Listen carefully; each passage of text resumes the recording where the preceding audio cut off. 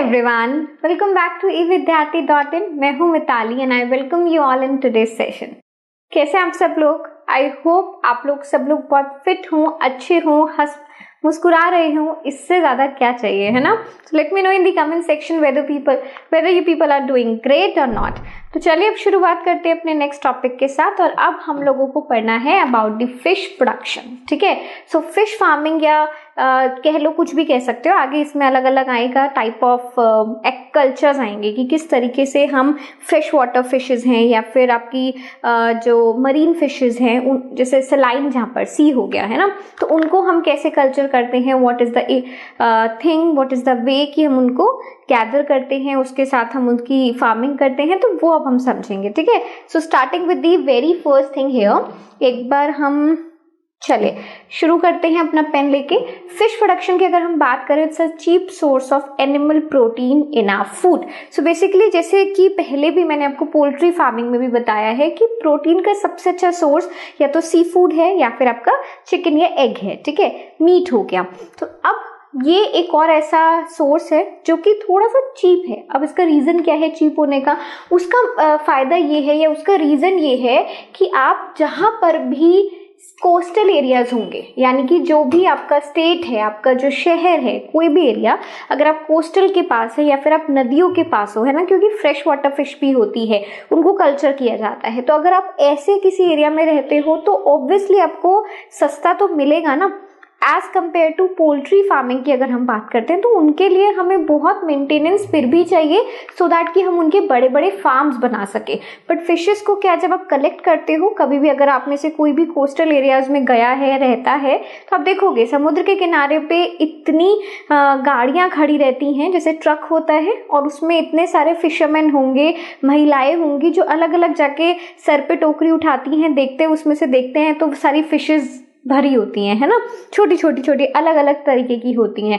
तो ये बहुत कॉमन है और बहुत ही बड़े लेवल पर ये सब किया जाता है। ठीक है, so fish production includes the fin fish, true fish as well as the shell fish such as prawns and molluscs. So basically होता क्या है कि आपकी जो फिन फिशेज होती हैं, फिन्स होते हैं जिनके, या फिर जो ट्रू फिशेज होती है जो एक्चुअल में फिश है, ठीक है ना, जैसे कि अगर हम पॉम्फ्रे की बात करें या फिर हम तो कुछ और भी इस तरीके की फिशेज हैं, मुझे एकदम क्लिक नहीं कर रहा है उसका सही नाम। तो अगर हम इन फिशेज की बात करें तो हमें पता है कि ये फिन फिशेज है, जो कि आपको पिक्चर में भी दिख रहा है। बट देन अगर हम बात करते हैं द अदर क्रैब्स हो गए हैं या फिर आपके प्रॉन्स हो गए हैं, तो ये आपके फिश शेल फिश में आते हैं। ऑयस्टर्स हो गए हैं, सब आपके शेल फिश में आते हैं। अलग अलग टाइप ऑफ मतलब इनको किस तरीके से हम फार्मिंग इनकी करते हैं, बहुत वैरायटी है, बहुत ह्यूज है अपने आप में अगर हम इसको बहुत डिटेल में समझें तो। और लोग इसको काफी हद तक पढ़ते हैं, इस पे काम करते हैं, मतलब पूरी जिंदगी निकल जाती है लोगों को कि सिर्फ फिश को ही पढ़ रहे हैं, अलग अलग तरीके की मछली को पका रहे हैं, खा रहे हैं, एंड सो। ठीक है, तो चलो अब मैं इसकी फार्मिंग की अगर बात करूं तो फिश फार्मिंग को दो तरीके से हम लोग करते हैं। One is your capture fishing and other one is your culture fishing. तो अब कैप्चर फिशिंग में क्या है? कैप्चर फिशिंग का वर्ड ही हमें बता रहा है कि आपने नेट फेंकना है, यू हैव दैट स्टिक जो कि हम फिश पकड़ने के लिए इस्तेमाल करते हैं। लोगों को बहुत ही दूर से बड़ा पॉपुलर सा ये चीज लग रहा होता है, थोड़ा सा एंटरटेनिंग सा कि चलो फिश पकड़ने जाएंगे, जैसे कि पिक्चरों में दिखाया भी जाता है ना। तो ये तो अब जिन लोगों ने फिशरमैन है उनका तो रोज का काम है, तो नेट फेंकते हैं फिर फिशेस को कैप्चर करते हैं, तो वो हो गया हमारा कैप्चर फिशिंग। ठीक है, आपको दिख भी रहा है नीचे पिक्चर में।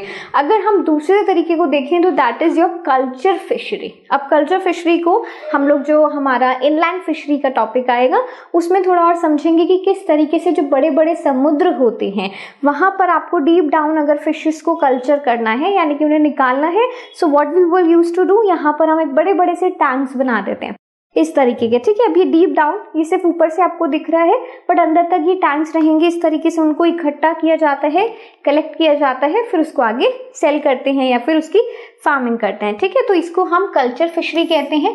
एक बात बहुत इंपॉर्टेंट है जो कि आपको इसके साथ साथ समझनी है कि फिशिंग की फार्मिंग सिर्फ और सिर्फ मरीन नहीं होती है, यानी कि सिर्फ और सिर्फ सी नहीं होता है।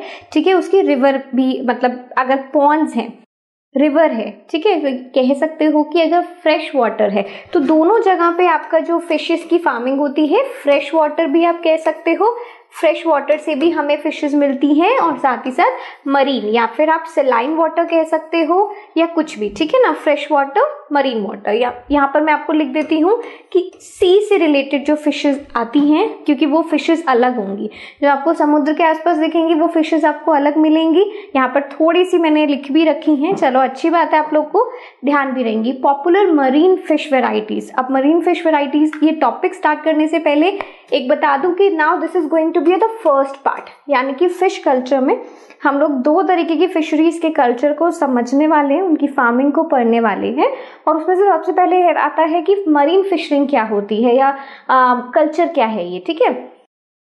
So popular marine fish varieties include पॉम्फ्रे। पॉम्फ्रे मैंने आपको बताया था, टूना मुझे याद नहीं आ रहा था, ठीक है ना, मैकरल हो गई है, बॉम्बे डक हो गई है। तो ये कोस्टल एरियाज में आपको बहुत इजीली मिलेंगी। अलग अलग हर एक का रेट होता है, जिस तरीके से जो फिश थोड़ी ज़्यादा प्रोटीन रिच है या फिर उसको खाने से कोई ऐसा फ़ायदा होता है या फिर उसको पकड़ने के लिए यानी कि कैप्चर करने के लिए ज़्यादा मेहनत लग रही है या कोई रिसोर्सेज लग रहे हैं, तो उनके हिसाब से इनकी जो रेट है, इनकी जो बिक्री है वो डिफर कर जाती है, ठीक है। सो ये आपके सारे मरीन फिशेस हैं।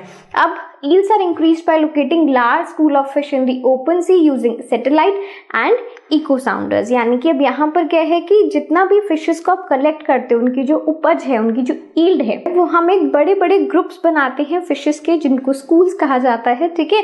वहां पर सैटेलाइट्स के जरिए, इको साउंडर्स के जरिए हम पता लगाते हैं कि इस एरिया में हमें कौन सी फिश मिलने वाली है। तो जिस तरीके से मैंने आपको एक प्रीवियस अभी एक फोटो दिखाई थी, जिसमें कि मैंने आपको दिखाया था कि बहुत बड़े बड़े से इस तरीके से कैप्चर करने के लिए या फिर कल्चर करने के लिए, capture is not the right word है, ये लगा दिया जाता है और देखा जाता है सैटेलाइट के जरिए या फिर जो साउंड का काम है ना।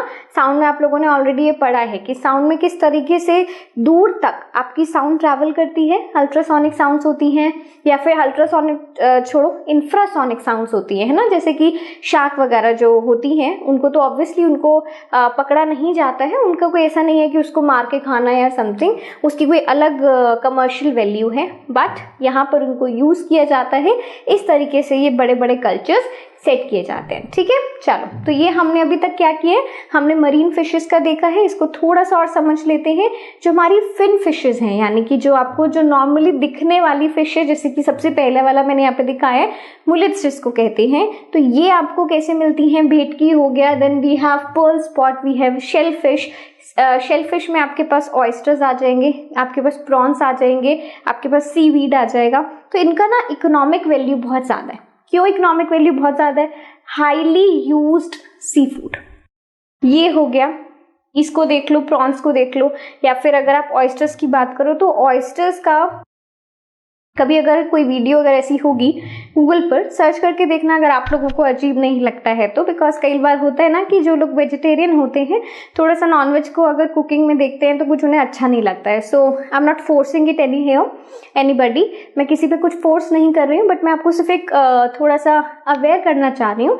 आप कभी देखिएगा कि गूगल पे या फिर यूट्यूब पे आप वीडियोज देखिएगा कि ऑयस्टर्स को किस तरीके से बनाया जाता है। सो बेसिकली इनका जो शेल होता है, इसी शेल में इसको पका के रखा जाता है and people use to consume in on there, मतलब कि इसी शेल के साथ, इसी शेल को खोलकर उसको सर्व किया जाता है और लोग ऐसे ही खाते हैं। सो इनका जो इकोनॉमिक वैल्यू है, because of the pearls also, है ना, ऑयस्टर्स के लिए तो पर्ल्स भी हो गई हैं, तो इनका इकोनॉमिक वैल्यू इन सब चीज़ों की वजह से बहुत ज़्यादा है। हाईली यूज्ड सी फूड है, फिश हो गया, प्रॉन हो गया, लोग बहुत पसंद करते हैं। ये वेस्ट बंगाल के एरियाज में आप देखो या फिर बॉम्बे साइड यानी कि वेस्ट इंडिया की तरफ आप देखोगे तो आपको मिलेगा कि आप बहुत ही डेली बेसिस का उनका एक स्टेपल फूड है बेसिकली, ठीक है। चलिए, सो यहाँ पर अभी हम इसको ओवर करते हैं। अभी तक हमने क्या किया है, we learned about the marine. Now marine हमने पढ़ लिया है, अब हम स्टार्ट करने वाले हैं विद दी इनलैंड फिशरीज, ठीक है। So everybody stay tuned with us.